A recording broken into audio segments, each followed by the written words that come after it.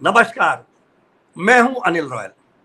4 जून अब बस कुछ ही दूर है, जहां आप सबकी जिज्ञासा है कि 4 जून को क्या होगा। 4 जून को एनडीए करिश्मा करेगा या इंडिया कोई नया गुल खिला देगा। प्रधानमंत्री नरेंद्र मोदी क्या तीसरी बार फिर दिल्ली की सत्ता पर काबिज होंगे या विपक्ष उनको पटखनी देने में सफल होगा? ये आपके मन में एक सवाल है। इसका सही निर्णय तो आपको पता होगा, जिन्होंने ईवीएम का बटन दबाया है, या ईश्वर को पता होगा, अल्लाह को पता होगा, गुरु साहब को पता होगा, जीसस को पता होगा, जो सब जानते हैं क्या होगा। पर जिज्ञासु हैं हम लोग। हम जिज्ञासुओं के मन में अगले पल की जानकारी की बड़ी उत्सुकता होती है। आपके भी मन में है, मेरे भी मन में है। मैं ज्योतिष को मानता हूं, आप मानते हैं नहीं मानते, इसके आधार पर आप इस वीडियो को देखने का निर्णय करें। आपको ज्योतिष में यकीन ना हो तो इस वीडियो को बिल्कुल न देखें। यदि ज्योतिष में यकीन नहीं हो तो इस वीडियो को जरूर देखें। आपको लगेगा कि ज्योतिषीय कुछ ऐसी गणना है जो आपको 4 जून के बारे में एक आइडिया देगी। वो 100% सफल होंगे, 100% निर्णय गलत होगा, ये 4 जून को पता लगेगा।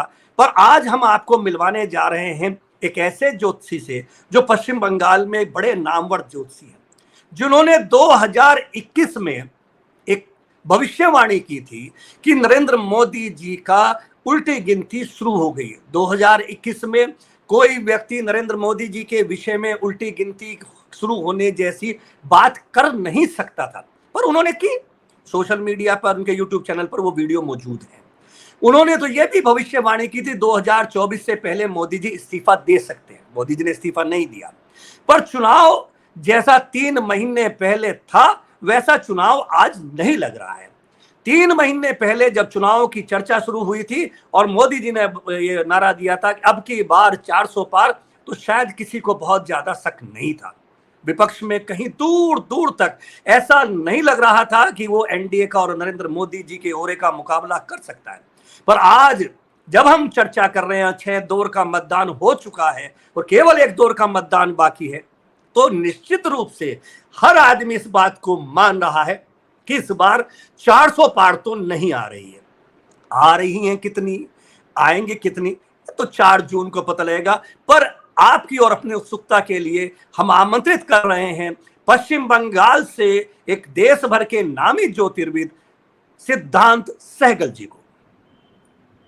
सहगल साहब, आपका रॉयल ब्रिटेन के यूट्यूब चैनल में हार्दिक स्वागत है। नमस्कार सर, आपको भी और आपके दर्शकों को भी मेरा प्रणाम है। सिद्धांत जी, आपकी एक भविष्यवाणी मैंने देखी जिसमें आपने 2021 के मई में घोषणा की कि 2024 से पहले मोदी जी की उल्टी गिनती शुरू हो जाएगी। हम तो 3 महीने पहले भी देश में कोई ये मानने को तैयार नहीं था कि क्या नरेंद्र मोदी जी के तीसरी बार प्रधानमंत्री बनने में कोई डाउट है। आपने ये भविष्यवाणी की थी, तो क्या उसका आधार था, क्या उसका कारण था, किस आधार पे की थी? जी सिद्धांत जी। सर, आधार तो सिर्फ ज्योतिष था जी। आधार जो था वो सिर्फ ज्योतिष था, ज्योतिष के ग्रह थे।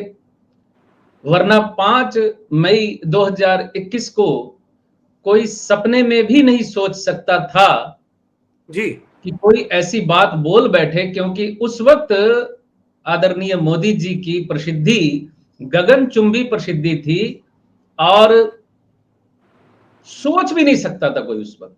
सोच भी नहीं सकता था, बोलने की तो हिम्मत कर ही नहीं सकता था। हाँ, बोलने की तो बात ही दूर छोड़िए, मतलब एक ज्योतिष देख के भी नहीं बोल सकता था कि अरे कैसे बोल दूं, ये तो नजर नहीं आ रहा।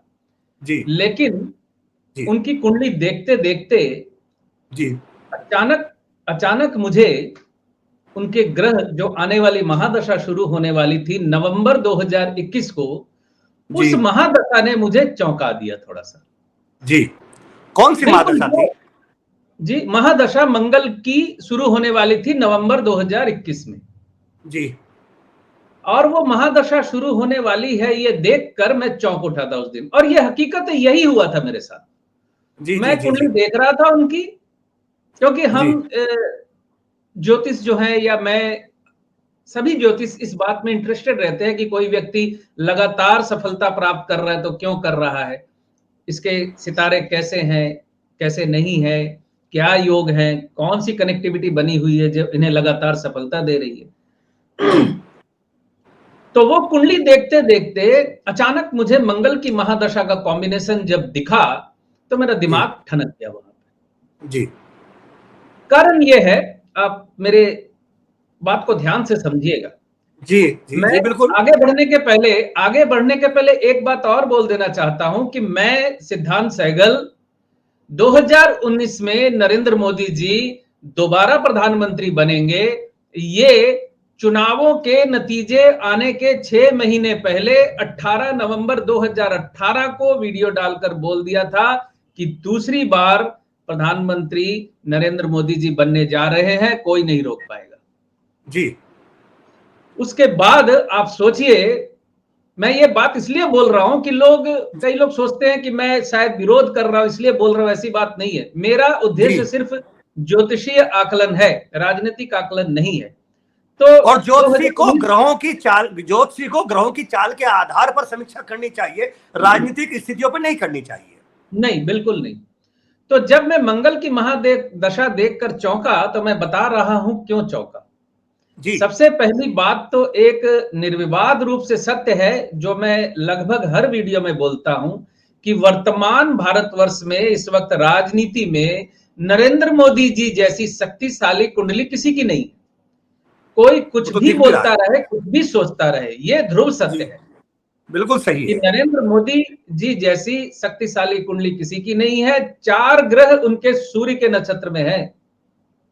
अच्छा, 4 ग्रह उनके सूर्य के नक्षत्र में है। थोड़ा विस्तार से बताइए सहगल साहब, जिससे जो दर्शक ज्योतिष के बारे में, ग्रहों के बारे में, कुंडली के बारे में, किस ग्रह में, किस घर में, किस लगन का, किस ग्रह का क्या प्रतिफल होता है, उसकी जानकारी भी बढ़ेगी, रुचि भी बढ़ेगी। बताएं जरा। जी जी। अगर आपके पास इस समय उपलब्ध हो तो अपने सामने निकाल लीजिएगा, उस पर बोलने में आपको सुविधा है। कोई प्रॉब्लम बोलिए। जी जी। मैंने राजनीति के लिए ज्योतिष में एक शब्द पे बड़ा जोर दिया है कि सत्ता में टिके रहने के लिए और सत्ता प्राप्ति के लिए, गद्दी में टिके रहने के लिए दशम भाव की बहुत ज्यादा जरूरत होती है। किसी भी दशा महादशा में अगर दशम भाव से संबंध नहीं बन रहा है तो आप समझ लीजिए कि दशम भाव से संपर्क टूट रहा है, यानी सत्ता से संपर्क टूट रहा है। जी। तुला लगन की कुंडली है मोदी जी की, ठीक। और मोदी जी की जो दशाएं थी उसको सीरियल वाइज आप समझ लीजिए। शनि की महादशा में उनका जन्म हुआ था, चंद्रमा शनि के नक्षत्र में है उनका, और शनि उनका एकादश में बैठा हुआ है, 11th हाउस। 11th हाउस से हम सफलता, इच्छा पूर्ति, डिजायर फुलफिलमेंट सब कुछ देखते हैं। एकादश में ग्रह है तो इसका मतलब है कि बल्ले बल्ले है। ज्योतिष में आप देखिएगा एकादश को लाभ का भाव कहा जाता है, तो कोई भी ग्रह वहां बैठता है, 1 से लेके 9 ग्रह, 9 के 9 ग्रह एकादश भाव में अच्छा फल करते ही है, भले ही वो शनि हो, भले ही वो राहु हो, भले ही वो केतु। तो कहते हैं तीसरे, छठे, 9वें घर में यदि पाप ग्रह है तो ज्यादा फलित होता है, ऐसा भी कुछ है? बिल्कुल बिल्कुल बिल्कुल। त्रिषडाय बोलते हैं इसको। ये इन 3 भावों में पाप ग्रह 3, 6, 9 में यदि पाप ग्रह होता है तो और ज्यादा प्रभावी होता है। बिल्कुल ज्यादा प्रभावी होता है। तो या तो दशम का संबंध होना चाहिए सफलता प्राप्ति के लिए, या एकादश का संबंध होना चाहिए। एकादश से हम विधानसभा, लोकसभा, राज्यसभा यानी अपर हाउस जो भी है, ये एकादश से इंडिकेट होता है। प्रेसिडेंट हाउस सब कुछ वही एकादश से इंडिकेट होता है। तो चंद्रमा की यानी शनि की महादशा में उनका, चंद्रमा शनि के नक्षत्र में था, शनि की महादशा में उनका जन्म हुआ। आप जरा इस चीज को ध्यान से समझिएगा। बचपन से लेके चंद्रमा की महादशा चलने तक, यानी शनि एकादश से संबंधी है। हालांकि ऐसा तो नहीं होता है किसी ने प्राइम मिनिस्टर बनना है तो वो जन्म लेते ही प्राइम मिनिस्टर गद्दी में बैठ जाए, ऐसा नहीं होता। लेकिन उसकी किस्मत जो होती है बंदा लेके आता है, और बचपन से ही उसको वो रास्ते, वो राहें, वो संपर्क मिलने लगते हैं। लेकिन मोदी जी के बारे में तो कहते हैं वो कि मैं तो शुरू में चाय बेची। क्या चाय बेचने वाले की बचपन में, अगर प्रधानमंत्री बनने वाली कुंडली थी तो बचपन में चाय बेचने वाला किया होगा क्या, चाय बेचने वाला काम किया होगा मोदी जी ने? ये कंट्रोवर्शियल बात है एक्चुअली, लेकिन ऐसा हो सकता है कि वक्ती तौर पे कोई व्यक्ति किसी छोटे काम में हो शुरुआत में और बाद में भविष्य में वो बड़े पद पे चला गया हो। ऐसे बहुत से उदाहरण एग्जाम्पल हमारे पास हैं। अब आप सुनिए, शनि की महादशा में उनका जन्म हुआ, शनि एकादश से संबंधित था। 1962 से उनको बुध की महादशा शुरू हुई। 1950 में उनका जन्म है। 1962 से हाँ 1962 से उनकी बुध की महादशा शुरू हुई। बुध उनका द्वादश में बैठा तो हुआ है, बुध उनका द्वादश में बैठा हुआ है, लेकिन बुध चलित में एकादश भाव में है। ठीक है, बुध फिर चलित में एकादश भाव में है। बुध एकादश में है और सूर्य जो द्वादश भाव में बैठा हुआ है वो भी चलित में एकादश भाव में है, और सूर्य एकादशेष है, यानी सिंह राशि एकादश भाव की लॉर्ड है। तो तीन, एक ग्रह पहले से था, शनि 3 और पहुंच गए वहीं 11वें घर में। सुनिए तो सही, बैक टू बैक इनकी दशाओं को समझिए आप। जी जी जी। बुध की महादशा शुरू हुई, बुध सूर्य के नक्षत्र में था, बुध और सूर्य दोनों एकादश से कनेक्टेड हो गए। तो बुध की महादशा जब इनकी 12 साल की उम्र हुई, आप इनका इतिहास अब तक हम लोग सब समझ चुके हैं कि इन्होंने घर छोड़ा, संघ ज्वाइन किया या कहीं भी गए, जो भी इनका मूवमेंट शुरू हुआ, घर में ये नहीं रहे, इन्होंने संन्यास लिया वगैरह वगैरह, जितनी भी बातें हैं। लेकिन आप देखिए बहुत छोटी उम्र से इन्होंने संघ को ज्वाइन कर लिया और ये वहां प्रचारक बने धीरे धीरे, और संघ में दीक्षित होते गए और इनको रास्ते मिलते गए। संघ में ये बड़े उच्च पद तक भी पहुंचे।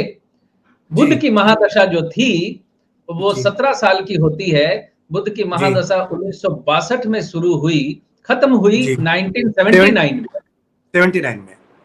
79 में खत्म हुई। जी जी। उसके बाद केतु की महादशा शुरू हुई। आपको आपकी बात का उत्तर मिल जाएगा कि मंगल में क्यों मैंने कहा पतन दिख रहा है। जी। बुध उसके बाद 1979 से 1986 तक केतु की महादशा, केतु रहे। हाँ ठीक है। केतु 5 डिग्री का है और इत्तेफाक से केतु भी एकादश में ही कनेक्टेड है।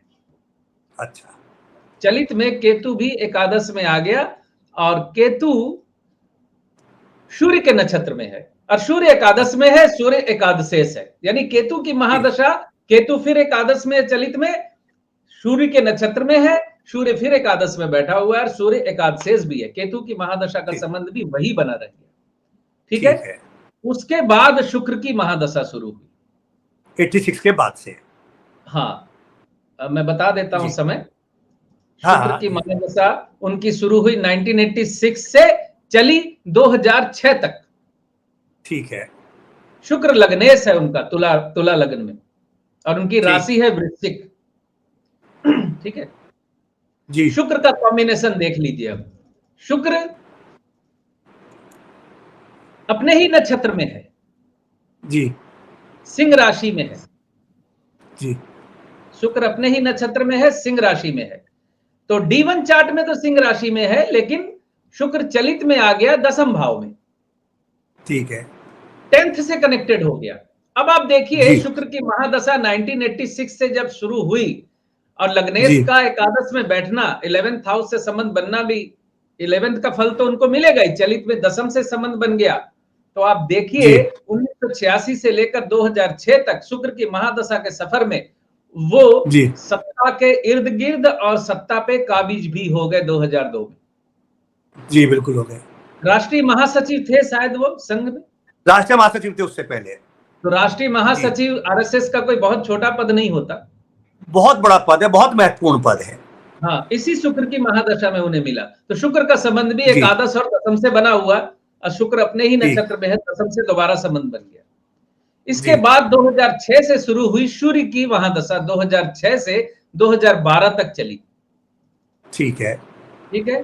सूर्य वापस आपको बताता हूं, सूर्य एकादशेष तो है और सूर्य चलित में एकादश में आ गया है और सूर्य फिर अपने ही नक्षत्र में है। ठीक है। सूर्य के ही नक्षत्र में फिर एकादश से संबंध बन गया।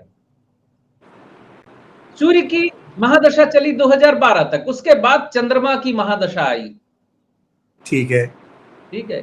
चंद्रमा शनि के नक्षत्र में है।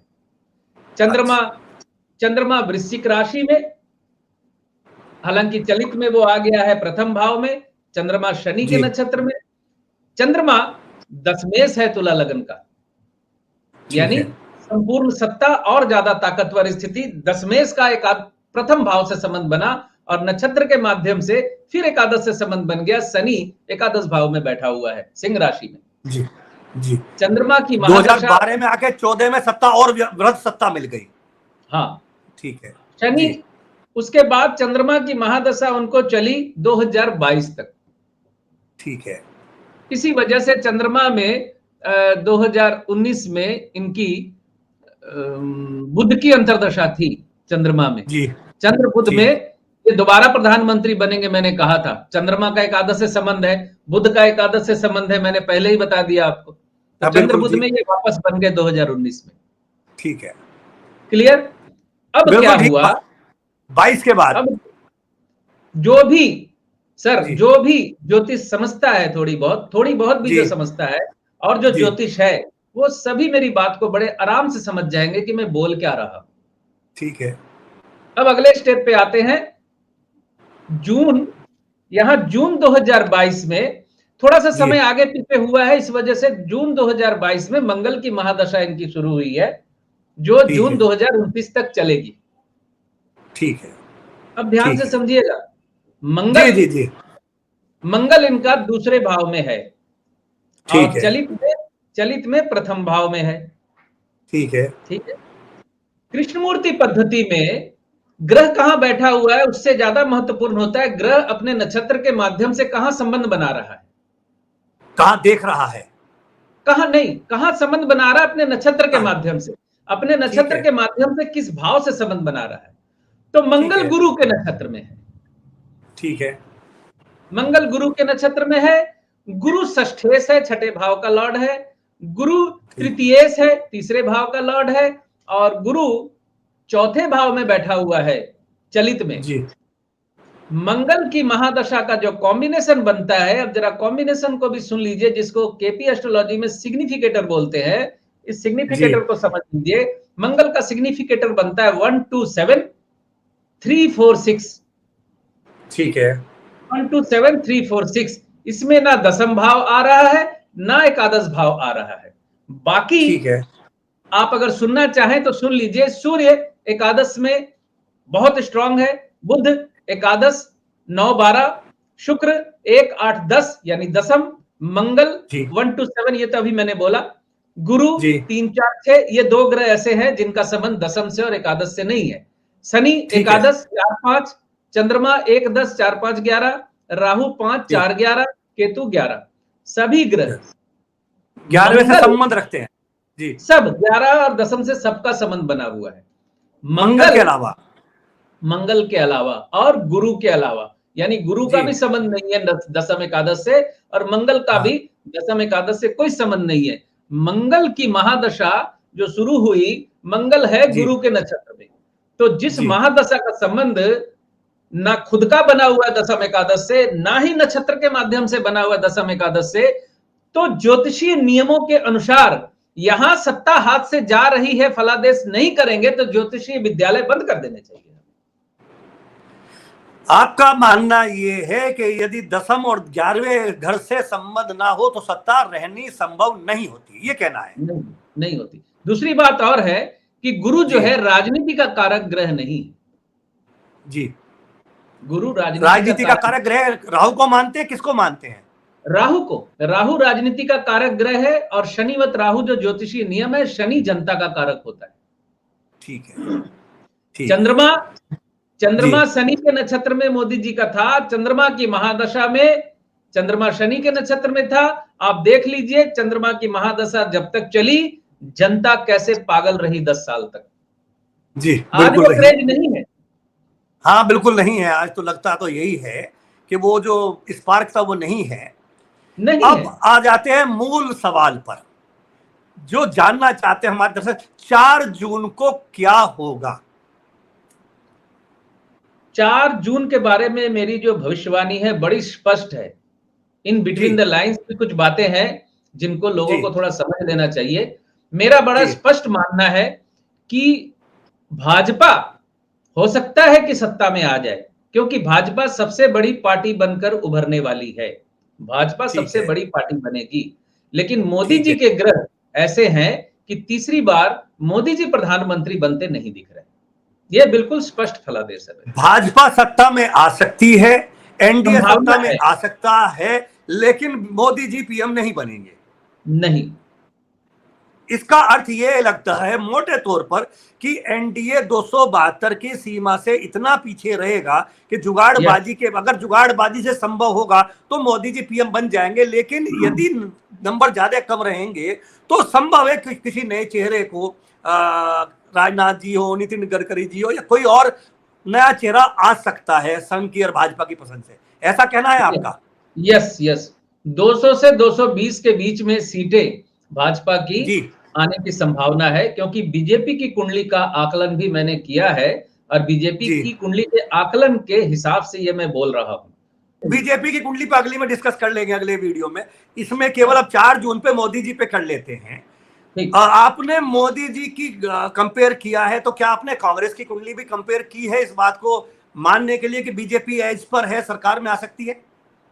यस यस यस यस, बात यह है कि भारतवर्ष में 2 ही बड़ी ऐसी पार्टियां हैं जो जी अकेले दम पे पूर्ण बहुमत ला सकती हैं। जी। ठीक है, तो भाजपा की कुंडली में फिलहाल पूर्ण बहुमत तो नहीं, लेकिन बहुमत के करीब पहुंच जाने जैसी स्थिति बनी हुई है। लेकिन ठीक है कांग्रेस की कुंडली में पूर्ण जी। बहुमत प्राप्त करने की स्थिति नहीं है। स्थिति बेहतर होगी पहले से या वैसी रहेगी जैसी 2019 में रही थी? पहले से बेहतर होगी, राहुल गांधी फैक्टर की वजह से। राहुल गांधी की कुंडली भी आपके पास उपलब्ध है?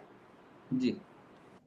उस पर भी कुछ थोड़ा हल्का संक्षेप में प्रकाश डाल दे। एक बार राहुल गांधी की कुंडली पर अलग से बना लेंगे एक अलग एपिसोड, लेकिन राहुल गांधी की कुंडली के बारे में जो मोटे तौर पर क्या जो कंपैरिजन आज की तारीख में किया जाएगा, तो मोदी जी होंगे सामने, राहुल एक बड़ा चेहरा है। प्रधानमंत्री अगर इंडिया बनता है तो कौन बनेगा ये बाद का विषय, खड़गे जी भी हो सकते हैं, कोई अन्य भी हो सकता है, पर राहुल एक ऐसा फेस है जिसके प्रति क्रेज बना है और वो पप्पू की छवि से बाहर आए हैं। इसमें बिल्कुल तो कोई बाहर दो आ राय गए। नहीं। अब बिल्कुल बाहर आ बाहर गए, आ उन्हें कोई गए। पप्पू भाजपा वाले भी नहीं कह पा रहे हैं। तो बिल्कुल नहीं। और राहुल जी सर, की कुंडली के हिसाब से उनका भविष्य कुछ उज्जवल दिखता है? बिल्कुल दिखता है। 3 मई के बाद राहुल जी की जो अंतर्दशा शुरू हुई है शनि की, उनकी राहु की जी। महादशा में शनि का संबंध दशम भाव से बन रहा है। तो 3 मई के बाद राहुल जी के लिए गुड़ी गुड़ी हो सकता है? नहीं, 3 मई तो खत्म हो गया, जा 25 चुकी मई है। चल रहा है। हाँ 3 मई, मैं कह रहा 3 मई के बाद अच्छा हो सकता है। हाँ, 3 मई के बाद से उनकी स्थितियां और बेहतर हुई हैं। 3 मई के बाद आप जरा खबरों पे नजर डालेंगे तो देखिएगा बहुत कुछ बदला है, बहुत कुछ चेंज हो रहा है। हाँ थोड़ा लग रहा है कि उनके प्रति भीड़ बढ़ रही है, उनके प्रति फॉलोअर बढ़ रहे हैं, उनके प्रति क्रेज बढ़ रहा है। ये बात तो सही है। वो वोटों में कहां तक परिवर्तित। अच्छा एक बात मैं ये पूछना चाहता हूं कि पिछली बार जब 2019 का चुनाव था तो भारतीय जनता पार्टी की लीड कहीं 2 लाख, कहीं 3 लाख, कहीं 4 लाख, कहीं 5 लाख थी। अब पिछले 2-3-4 दिन से ये अलग अलग आकलन आ रहे, चाहे प्रसाद किशोर का हो, योगेंद्र यादव का हो या किसी अन्य का, वो सब ये मानने लगे हैं, जो आपने भी माना है, कि भाजपा सरकार बना सकती है। यस। लेकिन उनका मानना सबका ये है कि लीड घट जाएगी, मार्जिन नजदीक के होंगे। जो अन्य विपक्षी दल हैं, मान लिया हम उत्तर प्रदेश की बात करें, सपा बसपा है, इनका भविष्य भी कुछ बढ़ेगा या ये ऐसी स्थिति में रहेंगे जैसे 19 में थे? बहुजन समाज पार्टी की स्थिति कोई बहुत बेहतर होती नजर नहीं आ रही। इस पे हम फिर सेपरेट से गणना कर लेंगे, चर्चा कर लेंगे। बहुजन समाज पार्टी की स्थिति बेहतर नहीं आने वाली, नहीं दिख रही है। मायावती जी की कुंडली भी बहुत बेहतर स्थिति में नहीं है।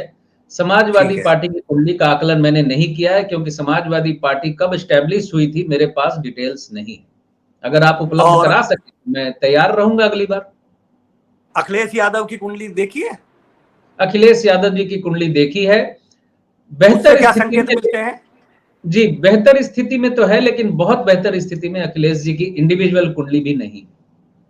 इस बार के चुनाव में जैसे उत्तर प्रदेश में इंडिया गठबंधन के 2 एलआई हैं, कांग्रेस और अखिलेश यादव, दोनों में राहुल जी की आपने बताया कि उनकी बेहतर है, अखिलेश जी की बेहतर है, उतनी बेहतर नहीं है जितनी राहुल जी की है। लेकिन चूंकि जुड़े हुए हैं तो अच्छा फल करने की आशा आप कर सकते हैं। पहले से बेहतर होगा। उत्तर प्रदेश में 80 सीट है, इनके बारे में कुछ आकलन दे पाएंगे? उत्तर प्रदेश में 80 में भाजपा कितने तक होगी? मेरा अपना आकलन है, मैं तो खैर कई दिनों से कर रहा हूं, पिछले 3 साल से लगभग मैं लगातार इस पे अपना काम कर रहा हूं, गणनाएं कर रहा जी हूं। जी भाजपा जी। 50 के अंडर रह जाएगी और बाकी 30 में विपक्ष होगा लगभग लगभग। बाकी 30 में विपक्ष हो सकता है, बाकी कोई मिरेकल हो जाए तो अलग बात है। तो आज आपका मुख्य रूप से ये है कि 4 जून को जो परिणाम आएगा वो भारतीय जनता पार्टी की सरकार बनाने लायक आ सकता है, पर बहुमत से पीछे होगी, जिसके चलते ऐसी परिस्थिति निर्मित हो सकती है कि मोदी जी की जगह किसी नए चेहरे को प्रधानमंत्री बनाया जाए। मैं जो कह रहा हूं उस लाइन को दर्शक समझे।